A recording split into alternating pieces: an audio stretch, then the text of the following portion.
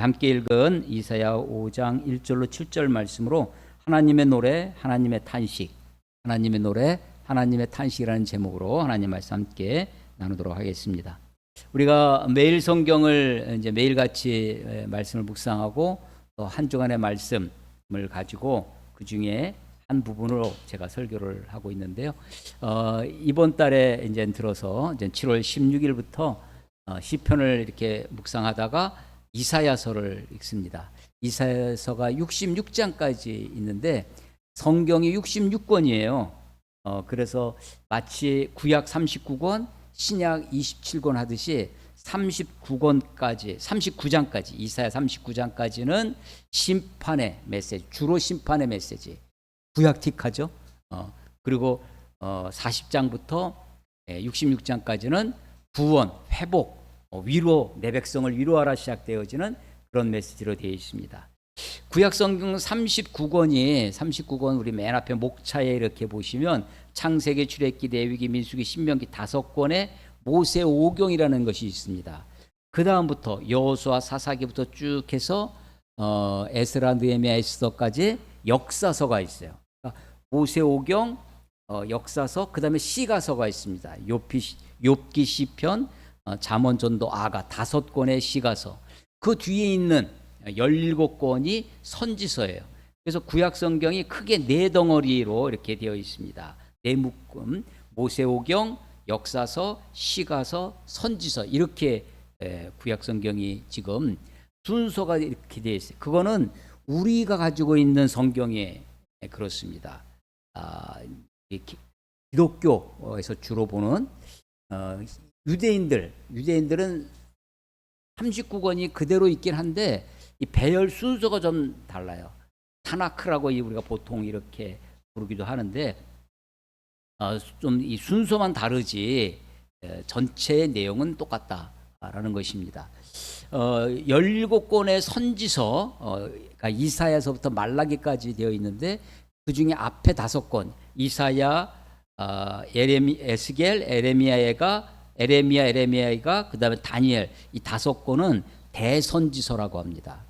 그리고 뒤에 호세아서부터 말라기까지 12권은 소선지서, 마이너 소선지서라고 그래요. 어렸을 때는 그래서 이 대선지서는 아주 대선지서의 선지자는 굉장히 위대한 사람이고 소선지서는 조금 좀 조연 같은 사람인가 했는데 그런 것이 아니라 너무나 단순한 분류예요. 분량이 많으니까 대선지서, 분량이 적으니까 소선지서. 소선지서는 12권을 묶어가지고 한 권처럼 이렇게 다루기도 했습니다. 이사야가 그 중에 제일 앞에 시작돼요. 뒤에 소선지서 중에 호세아, 아모스, 이런 선지자는 이 이사야보다 조금 더 앞선 시대입니다.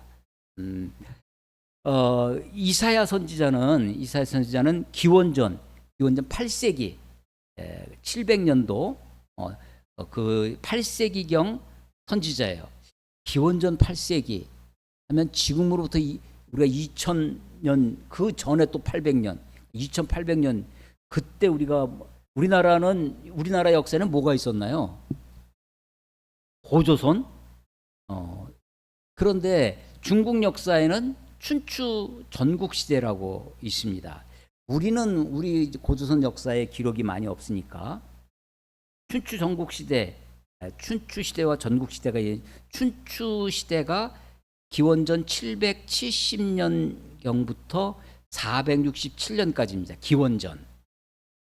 그러니까 춘추 전국시대가 시작되는 하운주 삼국 지나서 춘추 시대가 시작되어지는 것이 기원전 8세기예요. 770년. 동양에 사마천의 사기 이런 기록들이 있죠. 서양의 기독교 역사 중에 지금 이사야 선지자가 활동했던 시기가 언제냐면 기원전 8세기입니다. 얼추 비슷한 세월이 됐죠. 이 선지서는 예언서를 우리가 이해할 때 역사적 배경을 아는 것이 좀 도움이 많이 됩니다. 이스라엘이 사울 왕 때부터 다윗, 솔로몬의 통일 왕국 시대가 있었습니다. 이스라엘 전체가 하나의 통일 왕국을 이루고 있었어요. 사울, 다윗, 솔로몬. 우리는 솔로몬 하면 아주 지혜의 왕, 아주 위대한 왕.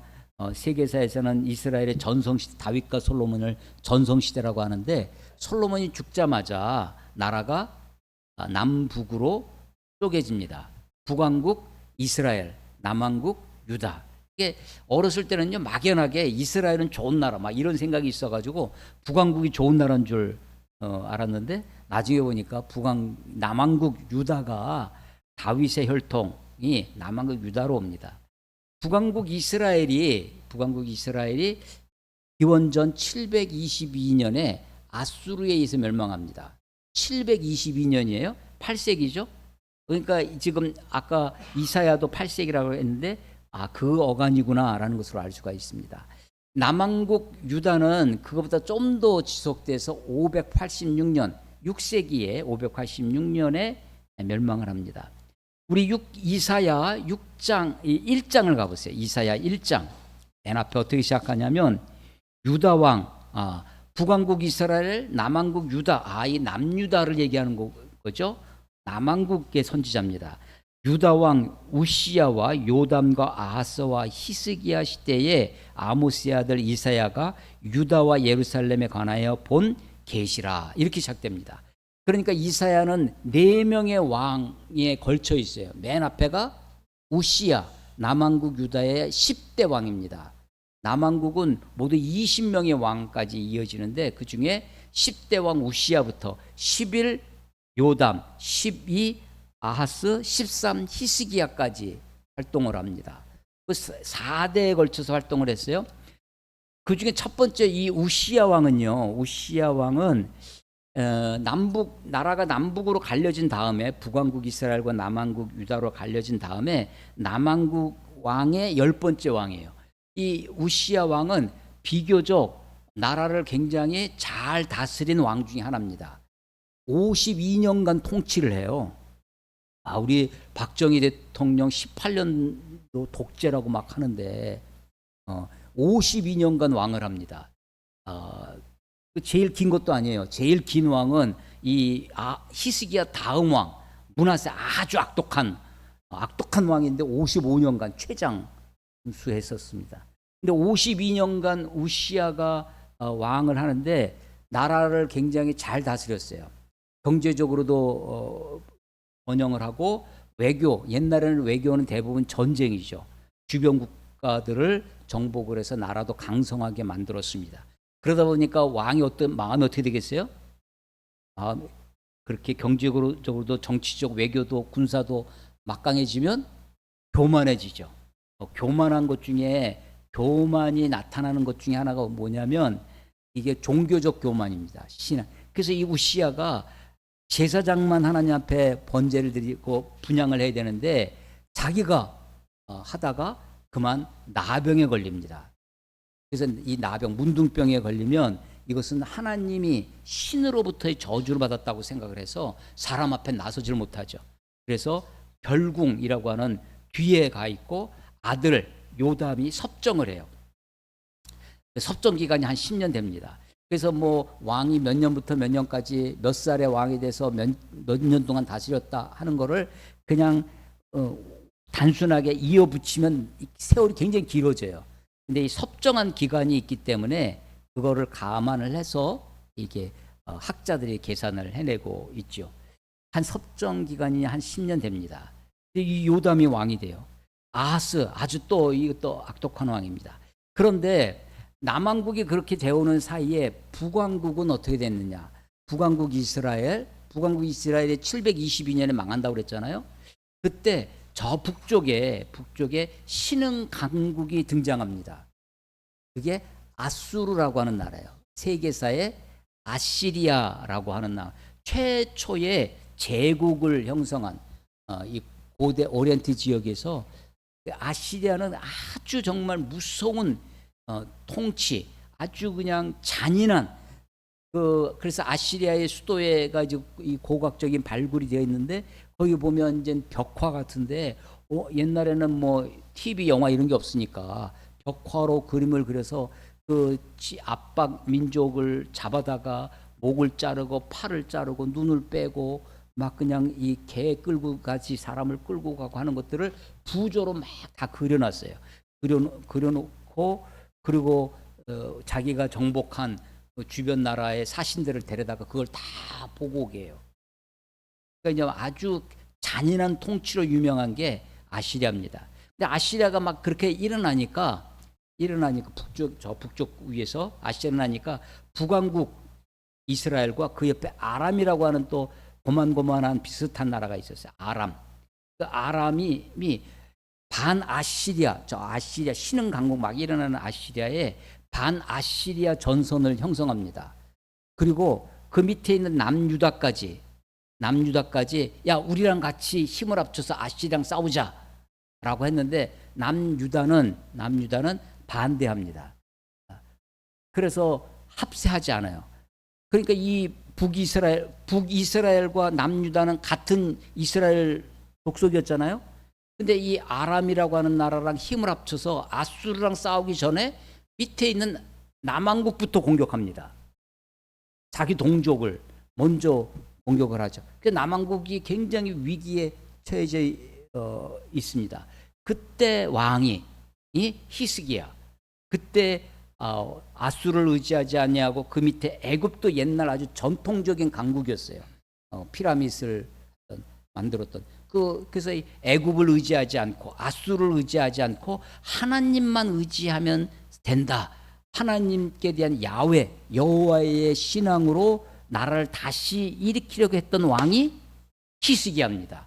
그래서 지금 4명의 왕이 있는데 우시야, 요담, 그다음에 아모스, 이 아하스, 히스기야 넷 중에 두 번째, 세 번째 11, 12는 좀 악하고 하나님을 멀리했던 왕들이고 우시야랑 이 히스기야가 아주 하나님 앞에 히스기야는 정말 기도하는 왕이었고 하나님을 신앙했던 마지막 말년은 조금 오점이 있지만 오점이 없는 사람이 어디 있겠어요? 뭐 그렇습니다. 그런데 이런 시대에 활동했던 이사야가 특히 히스기야를 격려하고 신앙으로 하나님만 의지하도록 외쳤던 선지자입니다. 이 이사야를 하나님이 부르세요. 어떻게 부르시냐? 이사야의 소명입니다. 하나님의 부르심, 콜링이 6장에 나옵니다. 이사야 6장을 가보세요. 6장 1절. 뭐라고 시작돼요? 우시야 왕. 아까 그 4 왕이 있는데 첫 번째 왕이었죠? 우시야 왕이 죽던 해. 예. 우시야 왕이 죽었어요. 우시야 왕이 몇 년을 통치했다고요? 52년간 나라를 꽤 잘 다스렸습니다. 경제적으로 또 군사적으로 정치적으로 잘 다스려서 부강했던 왕. 비록 말년에는 결궁에 뒤에 있으면서 나라를 섭정했지만 우시야 왕이 죽었다라는 것은 어떤 의미가 올까요? 나라적으로는 그래도 참 훌륭한 왕이 이제 그래서 그때 나라의 그 다음 왕 요담이 이제 우상 숭배하고 주변 나라 하나님 의지하기보다 이방을 의지하고 막 그렇게 돼가는 거예요. 우시야 왕이 죽던 해라고 하는 그 분위기, 그때에 하나님이 이사야를 부르시는 겁니다. 6장 1절 봐보세요. 우시야 왕이 죽던 해에 내가 본 적, 누가 봤어요? 이사야가 본 겁니다. 이사야가 본 거예요. 이사야의 환상입니다. 이 부분은 우리가 찬송가로도 많이 부르기도 하고 많이 설교로도 듣는 부분이니까 낯설진 않을 거예요. 자, 보세요. 내가 본즉 주께서 높이 들린 보좌에 앉으셨는데 그의 옷자락은 성전에 가득하였고, 하나님이 주께서 높이 들린 보좌에, 우리 찬송을 부를 때 보좌에 앉으신 예수님 와달라고 왕이신 예수여 이게 찬양을 했는데 바로 그겁니다. 주께서 높이 들린 보좌에 앉으셨는데 그의 옷자락은 성전에 가득하였고, 충만하다는 거죠. 스랍들이 천사라고 생각하시면 됩니다. 세라핌이라고 하는 이 스랍들이 모시고 섰는데, 왕이신 우리 하나님은 앉아 계시고 천사들은 서 있는 거죠. 서 있습니다. 각기 6날개가 있고 아주 기괴한 모습이긴 합니다. 날개가 6이에요. 그 둘로는 자기 얼굴을 가려요. 천사도 감히 하나님을 바라다 보지 못해요. 그래서 어떻게? 자기 날개로 두 개로 자기 얼굴을 가립니다. 그 둘로는 자기 발을 가려요. 발은 이 세상을 밟고 다니는 거죠. 더럽고 추한 것의 모습이에요. 그거 자기의 수치, 자기의 부끄러움을 또 가려요. 천사마저도 그 둘로 날아요. 날면서 왕이신 그분은 보좌에 앉아 계시고 스랍들은 그 위에 서 있는 거죠. 3절 서로 불러 이르되 거룩하다 거룩하다 거룩하다 만군의 여호와여 그의 영광이 온 땅에 충만하도다. 거룩하다 거룩하다 거룩하다 이게 3번 외치는 거는 가장 거룩하다 최상급의 표현이에요.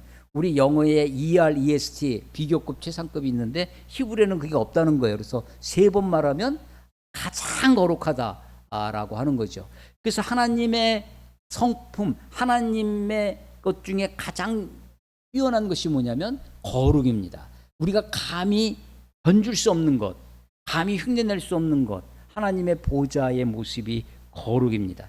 그것이 우리들에게 나타나면 영광으로 나타납니다. 그래서 영광이 온 땅에 충만합니다. 4절 이같이 화답하는 자의 소리로 말미암아 문지방의 터가 요동하며 성전의 연기가 충만한지라. 성전이 막 문지방이 흔들려 그 영광, 그 찬란한 영광이 임할 때 마치 신의 산 출애굽기 19장 20장에 이스라엘 백성들이 홍해를 건너서 광야를 거쳐 신의 산에 도착했을 때 모세로 하여금 신의 산에 올라오라고 하죠. 그때 하나님이 신의 산에 강림하십니다. 신의 산에 임할 때 빽빽한 구름으로 들리고 하늘에서 빛이 내리면서 거기에 임합니다. 감히 가까이 갈 수 없어요. 가까이 오면 내가 너를 신칙하리라, 충돌하리라. 가까이 가면 죽어. 그래서 가까이 오지만 가까이 갈 수 없는 하나님, 너무나 거룩하셔서 모세만 올라가죠. 그래서 그런 모습입니다. 5절 그때 내가 말하되 선지자 이사야가 말하는 겁니다. 바로다 나여 망하게 되었듯. 거룩하신 하나님을 만났을 때 하나님의 사람들의 반응입니다. 일관된 거예요. 내가 죽게 되고 하나님을 보면 내가 죽게 되겠다는 거예요. 이스라엘 백성들도 시내 산에 갔을 때 하나님의 거룩하심 앞에 감히 두려워서 그래서 백성들이 모세한테 부탁을 해요. 하나님이 우리들에게 직접 말씀하지 말게 해 주십시오. 당신이 좀 듣고 우리들에게 전해 주세요. 우리가 하나님을 만나면 우리가 죽을까 합니다라고 하는 거예요. 하나님의 거룩은 그런 겁니다. 우리가 하나님을 목도하면 우리는 다 죽고 말 것입니다. 그런데 이 화로다 나여 망하게 되었도다. 나는 입술이 부정한 사람이요 나는 입술이 부정한 백성 중에 거주하면서 만군의 여호와의 왕을 배웠음이로다 하였더라. 만군의 여호와, 이게 이제 영어 성경에는 Almighty God, 전능하신 하나님 이렇게 번역이 되어 있는데 만군, 우리는 육군, 해군, 공군 이렇게 이게 군이에요. 근데 육군이 제일 크죠. 그러니까 우리나라 지금 육군은 1군, 2군, 3군, 1군 사령군, 2군 사령군, 3군 사령군 해가지고 사성 장군이 한 군의 군사령관이에요. 그게 3개가 있어. 미군은 우리나라에 주둔할 때 미 8군이 주둔했었어요. 근데 그게 몇 개가 있다는 거예요? 만군이 있다는 거예요. 그러니까 이거는 만이라는 게 꼭 실제로 하나 둘 쉬어가지고 9,999만이 있었다는 것이 아니라 아주 올마이티 많다는 거죠. 만세 할 때 1세, 2세, 3세, 100세, 1000세, 만세, 그 만세가 그냥 영원하다는 거죠. 만군의 여호와, 이게 하나님에 대한 고백으로 그것을 우리를 이제 번역할 때 전능하신 하나님 이렇게 번역이 되는 것이고 만군의 여호와 이렇게.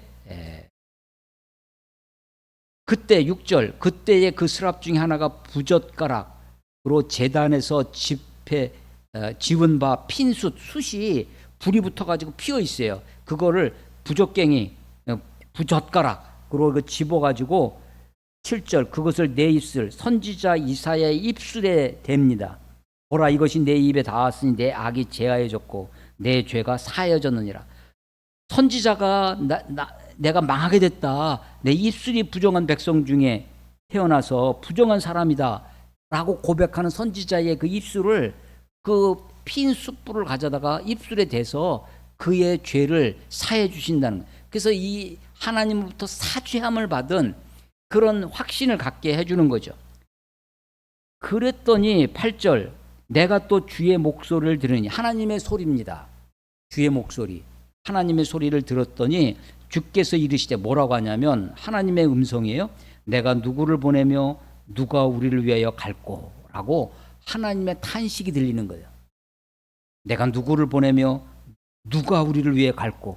그랬더니 그때 내가, 선지자가, 이사야가 내가 여기 있나이다 나를 보내소서, 유명한 고백을 하는 거죠. 내가 여기 있나이다 나를 보내소서. 그러니까 하나님이 야 너 가라 라고 지명해서 보낸 것이 아니라 선지자가 자원해서 자발적으로 갔다는 것입니다.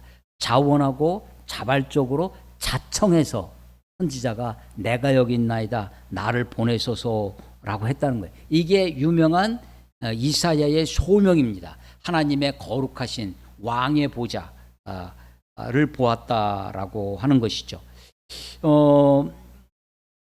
그랬더니 9절 보세요. 여호와께서 이르시되 가서, 내가 가겠다고 하니까, 나를 보내소서 하니까 너 가서 이 백성에게 이르기를 하면서 이렇게 가서 전달해라라고 하는 전달의 메시지가 있습니다. 전달의 메시지가 너희가 듣기는 들어도 깨닫지 못할 것이요 보기는 보아도 알지 못하리라, 이 말을 전하라는 거예요. 너희가 듣기는 들어도 깨닫지 못하고 듣게 못, 보기는 보아도 알지 못하고 보알 못, 들게 못 보할 못이에요. 들어도 깨닫지 못하고 보아도 알지 못하리라 라는 말을 전하라는 거예요. 선지자를 보내서 니들이 들어봐야 봐봐야 깨닫지 못하고 알지 못한다, 이 말을 전하라는 거예요. 그렇게 되는 이유가 10절, 이 백성의 마음이 둔하게 돼서, 마음이 둔하니까 보아도 들어도 깨닫지 못하고 알지 못한다는 겁니다. 그들의 귀가 막히고 그들의 눈이 감기게 하라. 염려하건대. 누가 염려하는 거예요? 하나님이 염려하시는 거예요? 염려하건대, 하나님이 염려하건대 그들의 눈이 보고 귀로 듣고 마음으로 깨닫고 다시 돌아와 고침을 받을까 하노라. 아니, 보고, 눈으로 보고 귀로 들어서 마음으로 깨달아서 돌아오면 좋은 거 아니에요? 고침을 받으면 좋은 거 아니에요? 근데 하나님이 그렇게 될까 봐 염려한다는 거예요. 무슨 말이에요? 듣지 못하게 하겠다는 겁니다. 들어도 깨닫지 못하고요, 보아도 알지 못하게, 그래서 저들이 돌아와도 고침을 받지 못하게 하겠다는 거예요. 하나님이 지금 그 하나님의 심사가 어떻게 돼 있어요 지금? 예, 하나님의 심사가 삐뚤어져 있어요. 왜 하나님이 왜 이렇게 됐어요? 저것들이 너무나 지금 패역하고 아무리 외치고 아무리 해도, 그러니까 하나님의 마음이 완전히 지금 끝까지 가 있는 거예요. 그러니까 하나님의 염려, 그걸 선지자한테 전달하라는 거예요. 아니 그냥 그거 삐졌으면 그냥 그걸로 저들을 멸망시키면 될 텐데 굳이 그 말을 전하라는 건 또 뭐예요? 이게 마지막 기회라는 거예요 사실은. 그래서 그 말을 들으니까 선지자가, 아니 하나님의 탄식을, 내가 누구를 보내면 누가 우리를 갈고, 하나님의 탄식 앞에 하나님 제가 가겠습니다, 내가 여기 있습니다, 나를 보내서, 이사야가요, 하나님 제가 저기 쟤를 보내셔서 그런 게 아니라 자기를 보내달라고 하는 거거든요. 자기 헌신, 자기 희생이 있는데, 그런데 하나님의 그런 절망적인 이야기를 듣고 11절, 내가 이르되 주여 어느 때까지니까, 언제까지 그러시겠냐는 거예요. 하였더니 주께서 대답하시되 성읍들은 황폐하여 주민이 없으며 가옥들은 사람이 없고. 우리도 이제 지방에 공동화, 그래서 빈집들이 생겨납니다.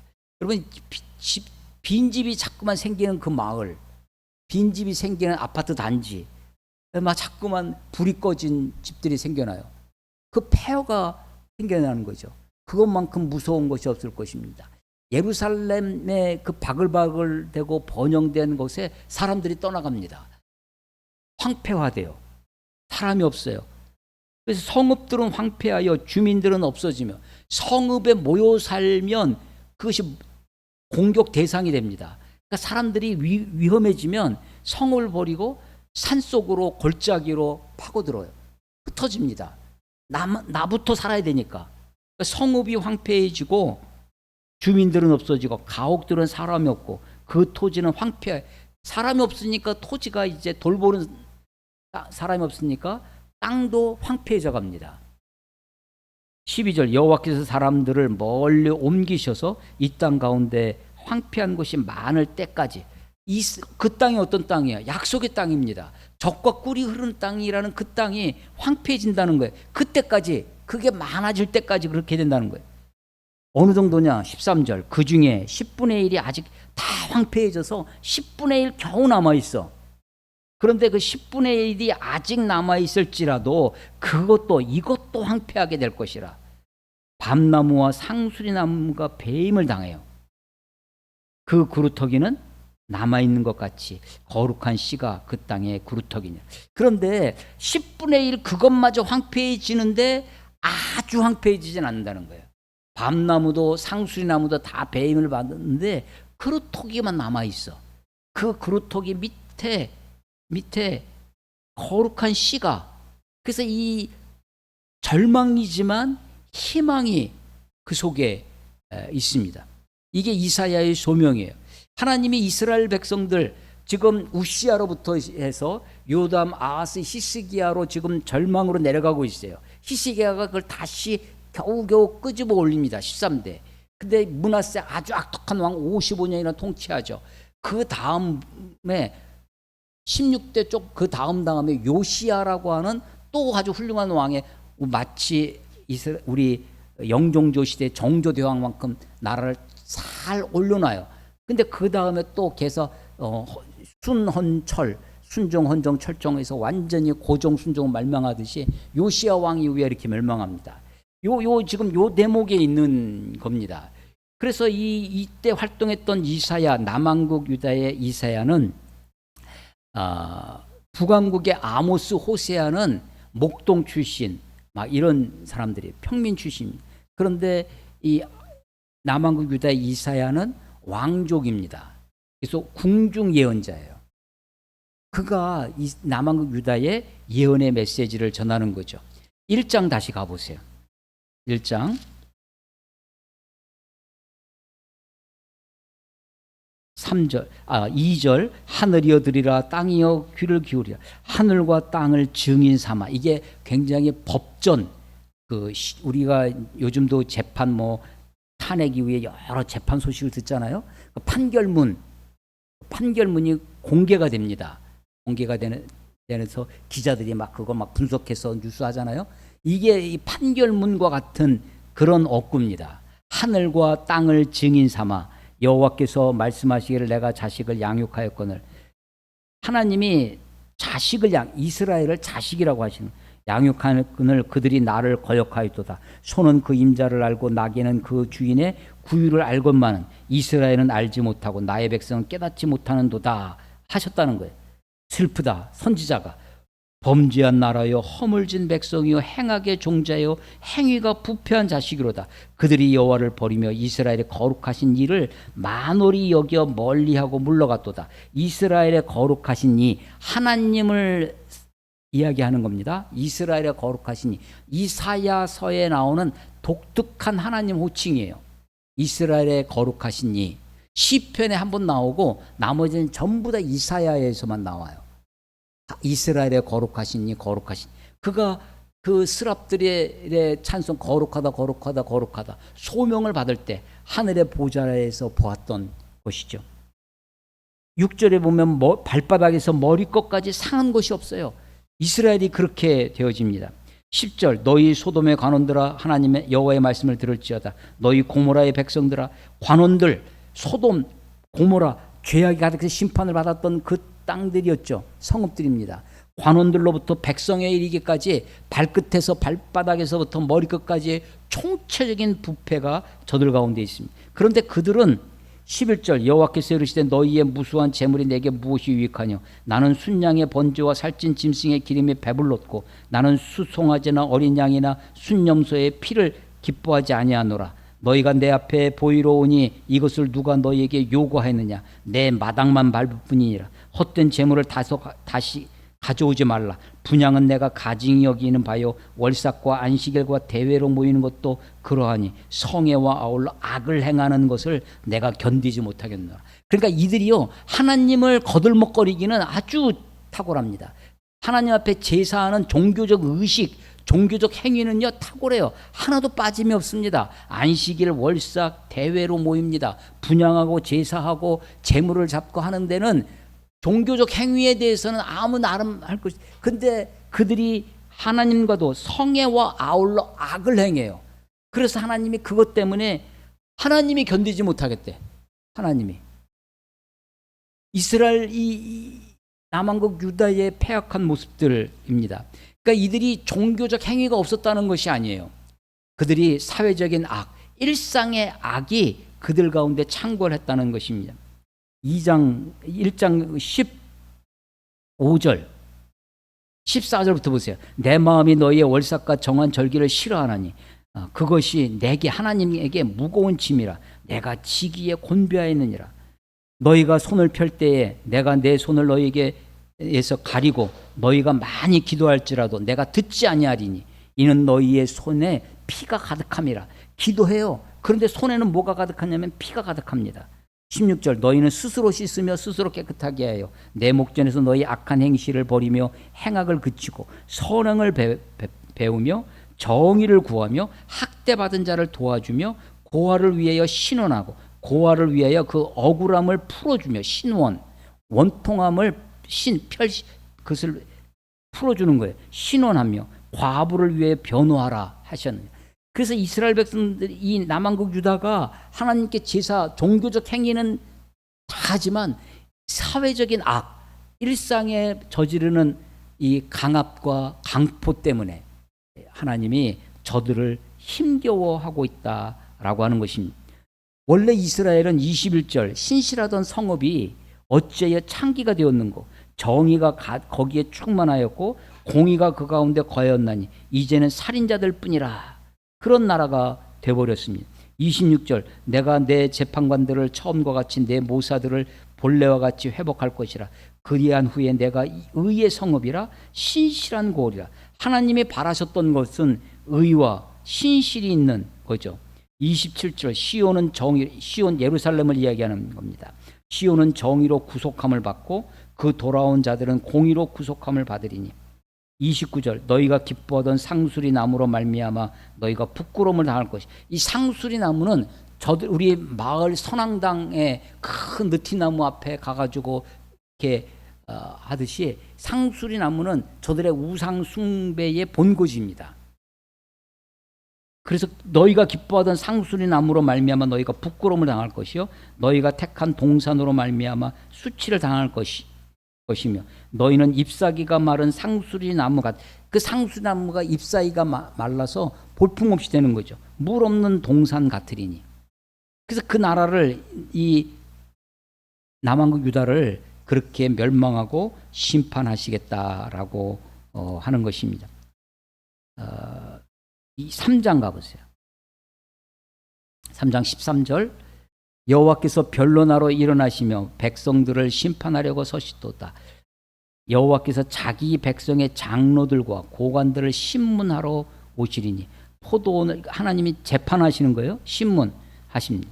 포도원을 삼킨 자는 너희이며 백성들의 포도원을 빼앗아서 그것을 삼키는 거예요. 포도원을 삼킨 자는 너희며 가난한 자에게서 탈취한 물건이 너희 집에 있도다. 그래서 그 집을 압수수색을 하면 약한 자들, 가난한 사람들에게서 빼앗아 온 것이 그 집에 있는 거예요. 압수수색 증거물로 제시되는 거죠. 15절 어찌하여 너희가 내 백성을 짓밟으며 가난한 자의 얼굴에 맷돌질하느냐. 가난한 자의 얼굴을 맷돌질한대요. 백성들을 짓밟은 이것 때문에 하나님이 저들을 심판하시고 재앙을 내리시겠다라고 하는 것입니다. 그래서 이런 이스라엘의 배경을 가지고 하나님이 노래를 하신다는 거예요. 그게 5장입니다. 5장은 이건 포도원의 노래라고 그래요. 포도원의 노래. 5장 1절 오늘 설교의 본문입니다. 나는 내가 사랑하는 자를 위해 노래하되 내가 사랑하는 자의 포도원을 노래하리라. 내가 사랑하는 자에게 포도원이 있으며 심히 기름진 산으로다. 여기 내가 사랑하는 자를 3번씩이나 노래하십니다. 누구냐면 이스라엘이에요. 유다 족속들입니다. 하나님이 얼마나 사랑하셨는지 3번씩이나 노래하면서 내가 사랑하는 자를 위해 노래하겠다고, 그들을 위해 포도원을, 그 포도원이 기름진 산에 있었다고 합니다. 2절, 하나님이 그 포도원을 가꾸기 위해서 하나님이 최선을 다하세요. 땅을 파서 돌을 제하고 극상품 포도나무를 심었도다. 그 중에 망대를 세웠고 또 그 안에 술틀을 팠도다. 좋은 포도 맺기를 바랐더니 들포도를 맺었도다. 결과가 뭐예요? 좋은 아주 기름진 산에다가, 거기다가 기본이 환경이 좋아요. 그런데도 돌을 골라내고 땅을 파고 돌을 추려내고 그리고 거기다가 극상품 포도나무를 심었습니다. 그리고 망대도 세웠어요. 그리고 좋은 결실을 맺을 것을 기대하고 술틀도 다 파놨습니다. 준비해놨어요. 그런데 좋은 포도를 맺기는커녕 들포도를 맺었다는 것입니다. 지난주에 제가 홍천에 가서 그 대학생들 설교도 하고 홍천에 후배들이 있어서 농장을 하는 친구를 만났습니다. 옥수수를 그래서 이 한보따리에 싸줘서 갖고 왔는데 그 옥수수 얘기를 하는데, 아니 지난번에 우리 지인이 옥수수를 잘 거뒀다가 그것을 말려가지고 그 씨앗을 그 다음에 심었더니 F1이죠. F2가 이젠 이게 영 부실하고 이상한 게 나오더라. 그래서 물어봤죠. 아니 옥수수는 그렇게 하는 게 아니냐고. 그랬더니 계속해서 F1만 좋은 게 나온답니다.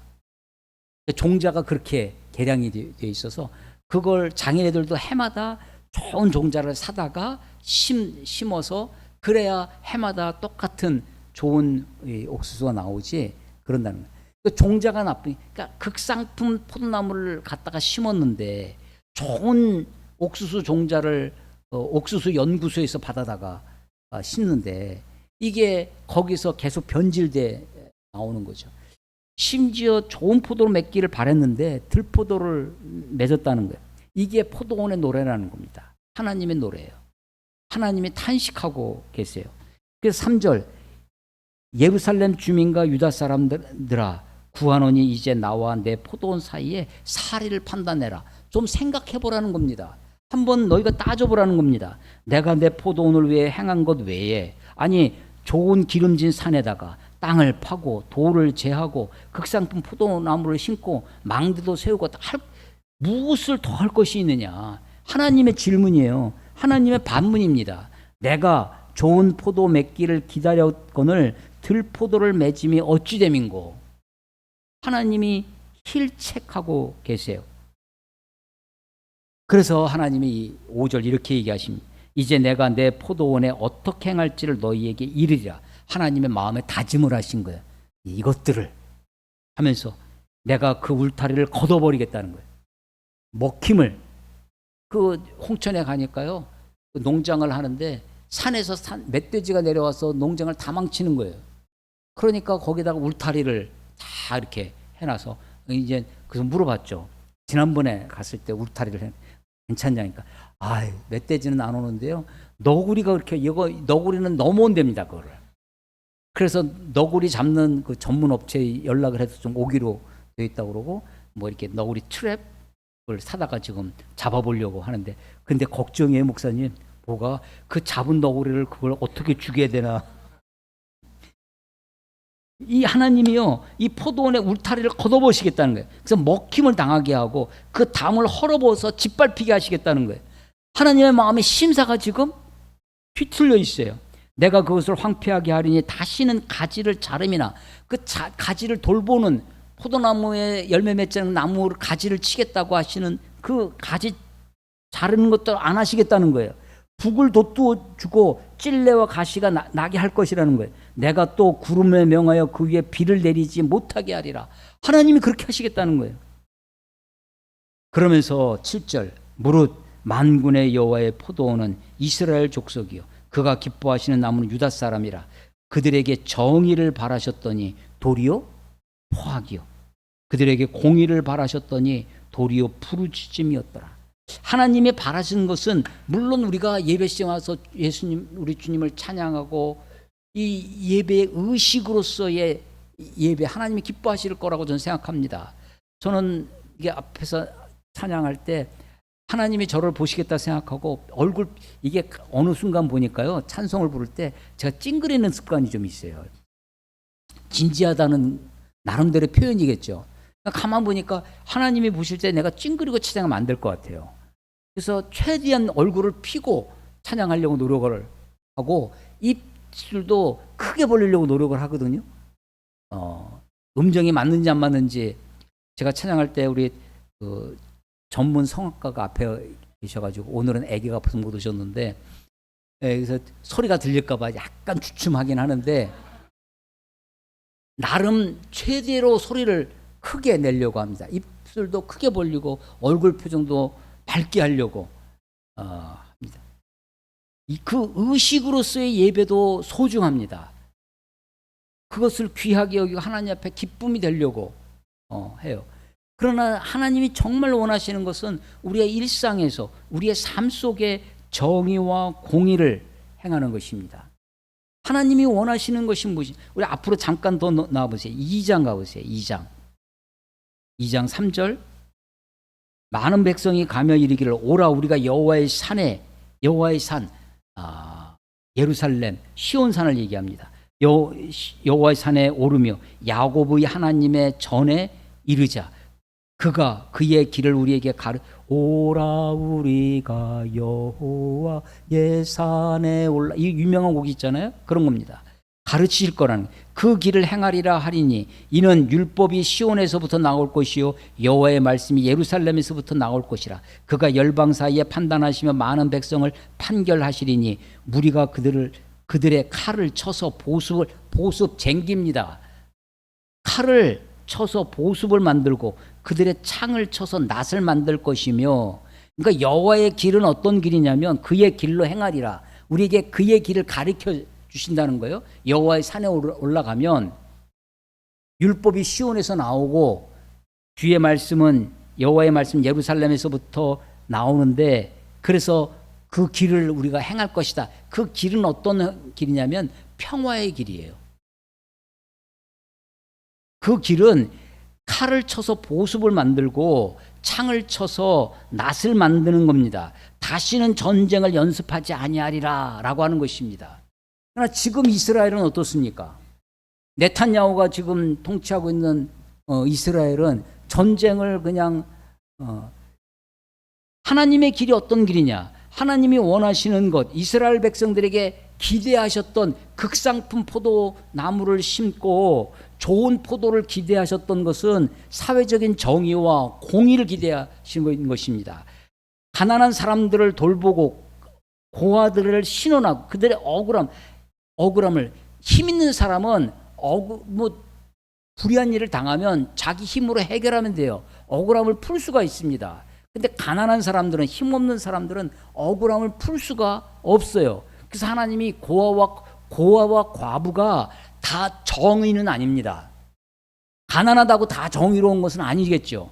그렇지만 그 사람들의 억울함을 풀 길은 없죠. 그래서 고아와 과부의 억울함을 풀어주는 것, 신원하시는 것. 신원은요, 개인적인 신원도 있지만 역사적 신원도 있어요. 역사적인 아픔이 있을 수 있습니다. 그 역사적인 아픔을 후대가 그것을 기억해주고 역사를 기억하고 그 역사적인 억울함을 풀어주는 것이 역사가가 해야 할 후대가 해야 할 일일 것입니다. 사회가 해야 할 일 중에 하나죠. 정의와 공의를 행하는 것입니다. 하나님이 기대하셨던 것입니다. 7절까지 읽었지만 8절 가옥에 가옥을 이으며 전토에 전토를 더하여 빈틈이 없도록 하고 이 땅 가운데 홀로 거주하려 하는 자들은 화 있을진저 하면서 화 있을진저 화 있을진저 화 있을진저가 5장 이후에 계속되어집니다. 11절 끝에도 화 있을진저, 18절 끝에 화 있을진저, 20절에 화 있을진저, 21절에 화 있을진저, 22절에 화 있을진저. 계속 하나님의 저주, 화가 있을 것이다 라고 하는 것이 계속해요. 홀로 거주하는 자, 가옥에 가옥을 연해요. 이건 마치 뭐가 있냐면요,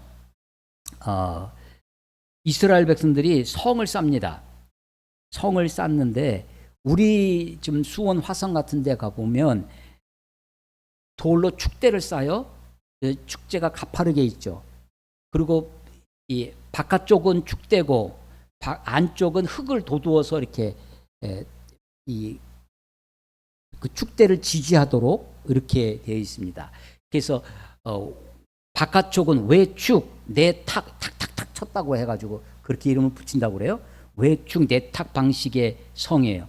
근데 이스라엘은 가보시면 그것이 이제 복원이 돼서 되어 있는 곳들을 몇 군데 가볼 수가 있는데, 성을 쌓으면 돌로 성을 쌉니다. 근데 성의 이 돌이 굉장히 한 2m 정도 폭이 이렇게 있어서 그 안이 들어갈 수 있어요. 집처럼 되어 있습니다.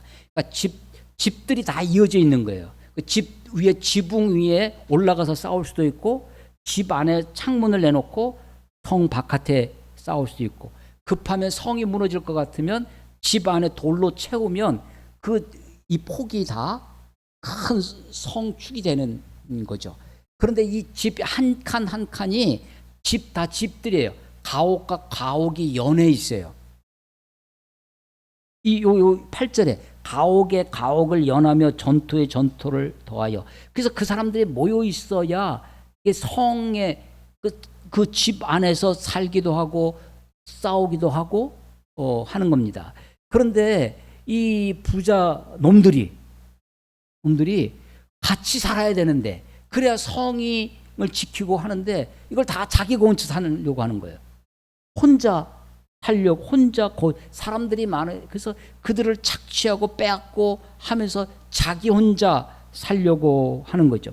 그래서 하나님이 10절, 열을 가리 포도원에 겨우 포도주 한 바트가 나겠고, 열을 갈아야 될 그 큰 포도원이 있어요. 근데 거기에서 한 바트 정도 조금밖에 결실을 못해요. 한 호멜의 종자를 뿌려서 많은 결실을 해야 되는데 간신히 한 내바 나와요. 그러니까 너희들의 수고가, 너희들의 땀 흘리는 것이 헛수고가 되게 하겠다고 하는 것이죠. 11절 아침에 일찍 일어나 독주를 마시며 밤이 깊도록 포도주를 취하는 자들은 화 있을진저. 그래서 향락과 타락이, 쾌락을 추구하는 삶, 그래서 이렇게 먹고 마시고 자기들의 있는 부를 가지고 착취하고 이런 사람들에게 화가 있을 것이라는 것입니다. 12절 그들이 연회에는 수금과 비파와 소고와 피리와 포도주를 갖추어도. 잔치를 베풀어요. 그래서 여러 사람들을 동원해 가지고 막 자기를 흥겹게 놀아, 온갖 것을 다 해. 근데 여호와께서 행하시는 일, 하나님이 행하시는 일에는 관심이 없어요. 무관심합니다. 그의 손으로 하시는 일, 하나님이 하시는 일은 보지도 않아요. 그러니까 하나님께서 하시는 일에 무관심하고 하나님께서 하시는 일을 외면합니다. 저들을 하나님이 심판하시겠다는 겁니다. 저들에게. 여러분, 이 포도원을 생각해 보세요.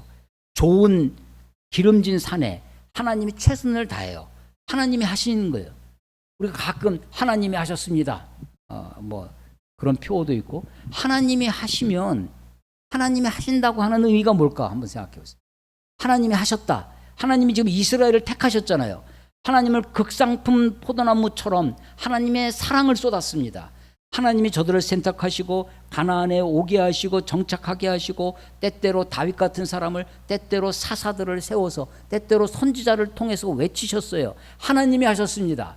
하나님이 하신다고 하는, 하나님이 하셨다고 하는 것은 기계적 완성을 얘기하는 것이 아닙니다.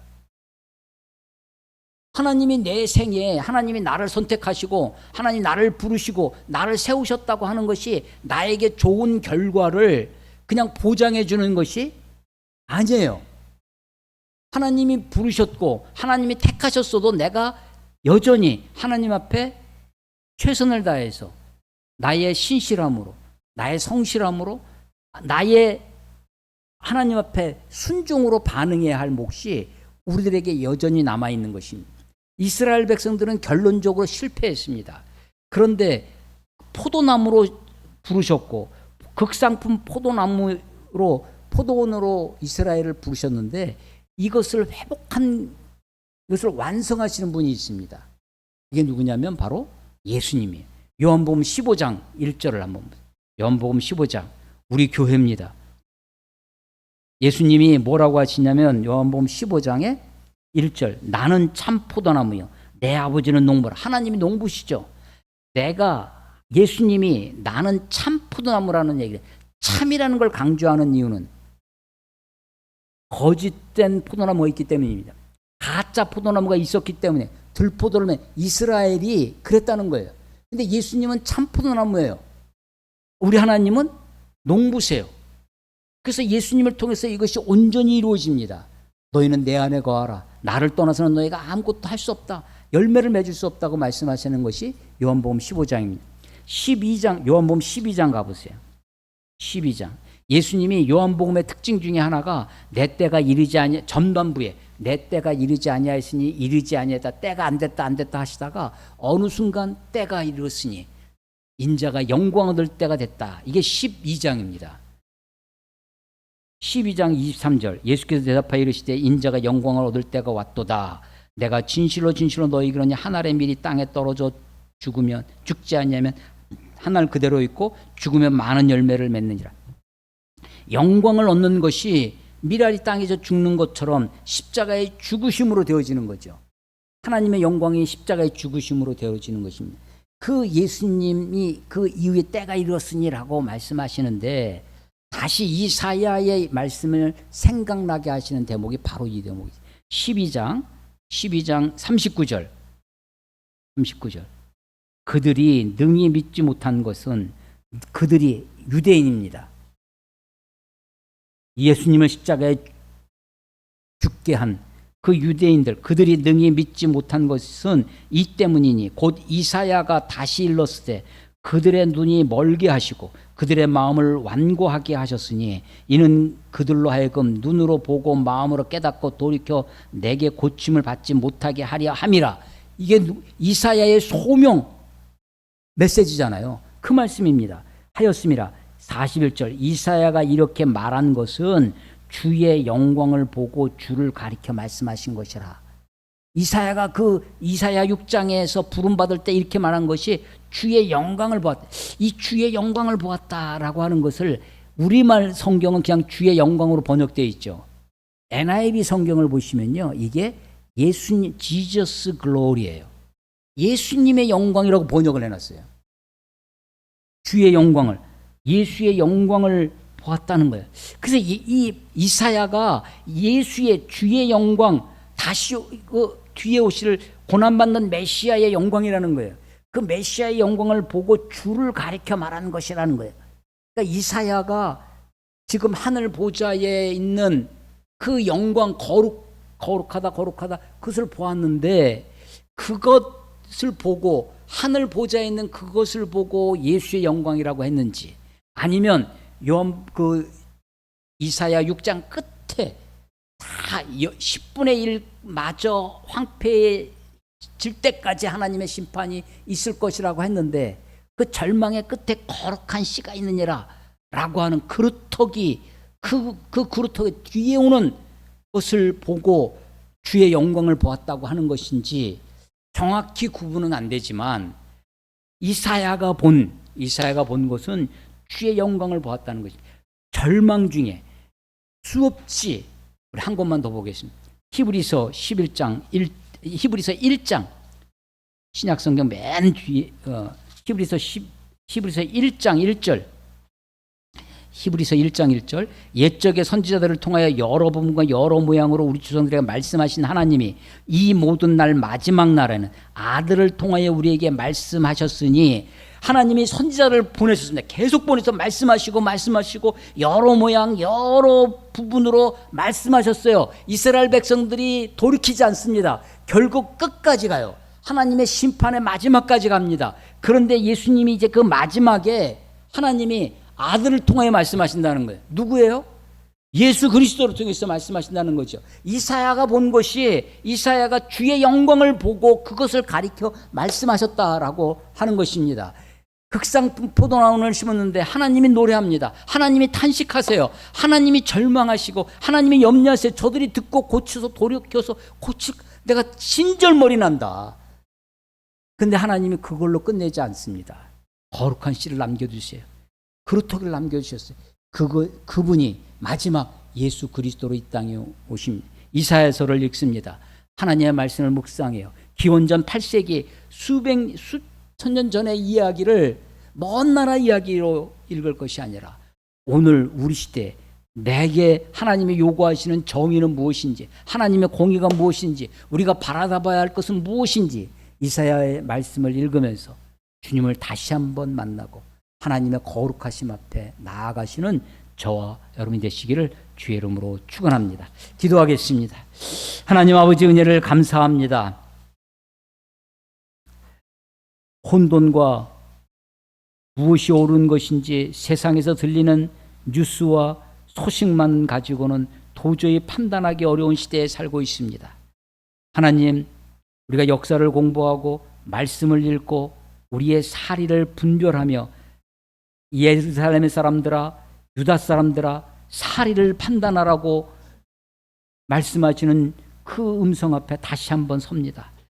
하나님, 저들이 들어도 깨닫지 못하고 보아도 알지 못한다는 그런 비극적인 상태가 아니라 내가 말씀을 읽을 때마다 어찌할꼬 하면서 말씀을 들을 때마다 다시 한번 주님 앞에 설 수 있도록 하나님 우리를 깨우쳐 주시고 인도하여 주시옵소서. 이사야가 봤던 주의 영광을 우리도 보게 해 주시고 비록 황폐해져서 10분의 1이 남을지라도 그것마저 황폐해지지만 우리에게 남는 거룩한 씨, 그루터기, 하나님의 말씀, 이 믿음 붙들고 살아가는 주의 백성, 하나님의 자녀들 다 될 수 있도록 하나님 축복하여 주시옵소서. 예수님의 이름으로 감사하며 기도드렸사옵나이다. 아멘.